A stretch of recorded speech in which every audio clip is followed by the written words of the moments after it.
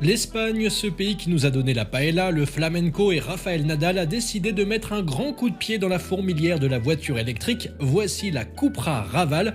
Oubliez les jeux de mots faciles sur son nom et les SUV obèses qui encombrent nos centres-villes, la Raval, c'est le retour de la petite teigne. À peine 4 mètres de long, mais une gueule et un prix à faire pleurer une Renault 5 e-Tech. Avec son nez de requin, ses lignes tendues à l'extrême et ses phares Matrix LED qui vous dévisagent comme un videur de boîte de nuit, elle a l'air d'avoir été dessinée par quelqu'un qui a bu beaucoup trop d'espresso. Sous cette carrosserie de petite frappe se cache la toute nouvelle plateforme MEB+, du groupe Volkswagen, la même que la future ID Polo, mais en plus méchant. Les ingénieurs de Cupra ont rabaissé la caisse de 15 mm, élargi les voies et collé un différentiel autobloquant sur le train avant de la version haut de gamme. Parlons-en d'ailleurs de cette version haut de gamme, la VZ pour Veloce, vitesse.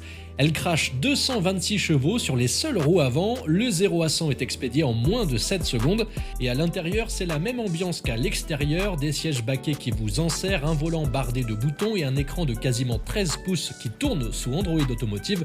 Vous pourrez même regarder YouTube pendant que vous rechargez, parce que oui, il faut bien la recharger quand même, et c'est là que la Raval redescend un peu sur terre. Vous avez le choix entre une petite batterie de 37 kWh pour 300 km d'autonomie ou une plus grosse de 52 kWh qui vous emmènera à 450 km. La recharge rapide est de 90 kW pour la petite batterie et 135 kW pour la grande. Comptez donc une petite demi-heure pour la recharger. Mais le vrai tour de force de cette petite espagnole, c'est son prix, à partir de 25 995 €.